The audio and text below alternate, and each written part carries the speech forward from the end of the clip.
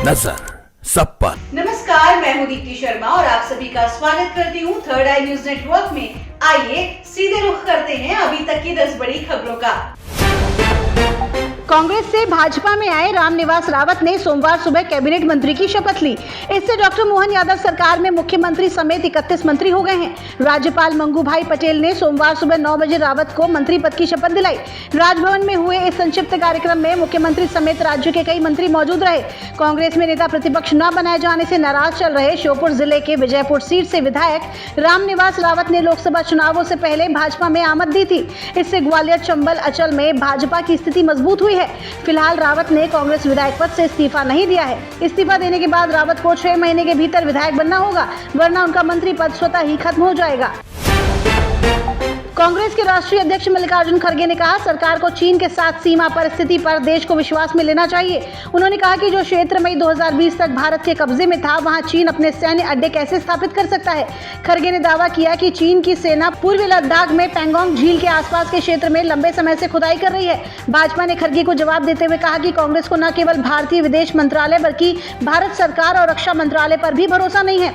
वे विदेशी एजेंसियों पर भी अविश्वास करते हैं। ऐसा लगता है कि चीन के प्रति कांग्रेस की आत्मीयता लगातार मोदी के विरोध के रूप में प्रकट होती है। ब्रिटेन की सत्ता बदलने के बाद जनता ने फ्रांस में भी तख्ता पलट कर दिया। फ्रांस में रविवार को हुए आम चुनावों में राष्ट्रपति इमैनुअल मैक्रों की पार्टी हार गई। तीनों बड़े दलों में से किसी को भी बहुमत हासिल नहीं हुआ। किसी भी पार्टी के पास बहुमत नहीं है। ऐसे में फ्रांस में गठबंधन की सरकार बनना तय है। वामपंथी गठबंधन को ज्यादा सीटें मिलने की वजह से राजधानी पेरिस समेत पूरे देश में हिंसा भड़क गई। नतीजा आने के बाद प्रदर्शनकारी सड़कों पर उतर गए और हिंसा शुरू कर दी।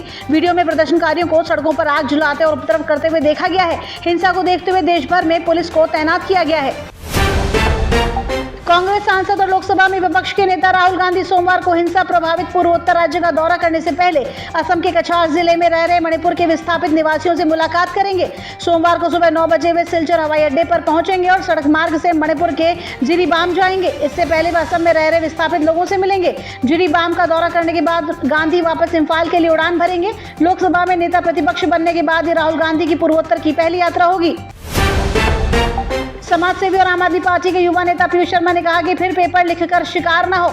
70,000 युवाओं को राजस्थान सरकार का रोजगार देने का वादा। राजस्थान की सियासत में वसुंधरा राजे की अहमियत काफी रही है। वहीं लंबे समय बाद अब वसुंधरा राजे से मुलाकात करने सीएम भजन लाल शर्मा खुद पहुंचे। इसी मुलाकात पर आम आदमी पार्टी के युवा नेता पीयूष शर्मा ने कहा कि प्रदेश में सरकार और भाजपा संगठन में अंतर विरोध है। इतने समय माननीय मुख्यमंत्री जी को वसुंधरा जी की जरूरत नहीं पड़ी, क्योंकि आने वाले समय में 5 विधानसभा सीटों पर उपचुनाव होना है।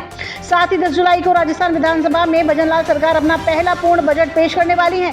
पीयूष शर्मा ने कहा कि अब तक जनता को सिर्फ योजनाओं के ऐलान के होर्डिंग ही नजर आए हैं।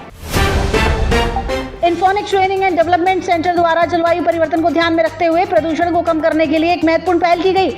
इसके पहल के तहत संस्थान में वृक्षारोपण का कार्य शुरू किया गया है। संस्थान के प्रमुख सदस्य श्री प्रियंक दादीच और कविता दादीच ने अन्य सदस्यों के साथ नारायण विहार क्षेत्र में 51 पौधों को रोपित किया है।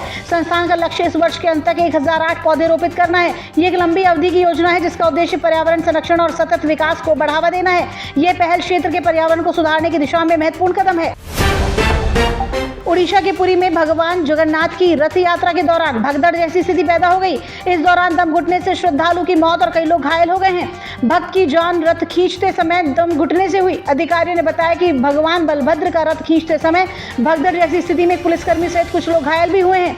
उन्होंने कहा कि घायलों को अस्पताल भेजा गया है। सीएम मोहन चरण मांझी ने ललित भगरती के परिजनों को 4 लाख रुपए की अनुग्रह राशि देने की घोषणा की। उन्होंने घायल श्रद्धालुओं के लिए बेहतर चिकित्सा देखभाल सुनिश्चित करने के लिए संबद्ध अधिकारियों को निर्देश भी दिए हैं। वर्ल्ड चैंपियन बनने के 7 दिन बाद ही टीम इंडिया ने T20 में जिम्बाब्वे के खिलाफ वापसी की। भारत और जिम्बाब्वे के बीच 5 T20 मैचों की सीरीज खेली जानी है। इसी सीरीज के खत्म होने के बाद टीम इंडिया और श्रीलंका के बीच 3 T20 और 3 वनडे मैचों की सीरीज खेली जाएगी। करीब 6 महीने से टीम के बाहर चल रहे स्टार बल्लेबाज श्रेयस अय्यर की वनडे टीम में वापसी हो सकती है। वहीं विकेट कीपर बल्लेबाज केएल राहुल की भी टीम में वापसी हो सकती है। श्रीलंका दौरे पर वे और ऋषभ पंत बतौर टीम में विकेट कीपर शामिल हो सकते हैं। लगातार वर्षा से देश के कई इलाकों में हालात बिगड़ गए हैं। उत्तराखंड में भारी वर्षा के अलर्ट को देखते हुए रविवार को चारधाम यात्रा स्थगित रही। यदि मौसम सही हुआ तो सोमवार को यात्रा शुरू होगी। राजस्थान में पिछले 5 दिनों से हो रही वर्षा से जनजीवन अस्त व्यस्त हो गया है। हनुमानगढ़ में तेज वर्षा के बीच एक मकान की छत गिरने से 2 भाइयों की मौत हो गई। लगातार वर्षा से उत्तर प्रदेश और बिहार में नदियां उफरने लगी है। इससे बाढ़ का खतरा पैदा हो गया है। बिहार में वज्रपात से 10 तो उत्तर प्रदेश में वर्षा जनित हादसों में 5 लोगों की मौत हो गई है। हरियाणा पंजाब के कई जिलों में जमकर वर्षा हुई है। गंगा समेत अन्य नदियों का जलस्तर भी कम हुआ है, जिससे विद्युत जल परियोजनाओं में उत्पादन सुचारू रहा। अभिनेता रितेश देशमुख और जेनेलिया देशमुख ने अंगदान करने का संकल्प लिया है। दोनों सितारों का राष्ट्रीय अंग और ऊतक प्रत्यारोपण संगठन ने इस नेक काम के लिए आभार व्यक्त किया है। इससे पहले रितेश और जेनेलिया ने साल 2020 में अंगदान करने के संकल्प के बारे में बात की थी। उन्होंने कहा था कि किसी के लिए जीवन के उपहार से बड़ा कोई उपहार नहीं हो सकता। जेनेलिया और मैंने अपने अंगदान करने का संकल्प लिया है। हम सभी आपसे इस महान कार्य में शामिल होने और जीवन के बाद का जीवन का हिस्सा बनने का आग्रह करते हैं। तो ये थी अभी तक की 10 बड़ी खबरें। देश विदेश की ताजा तरीन खबरों के लिए जुड़े रहिए थर्ड आई न्यूज नेटवर्क के साथ। नजर सब पर।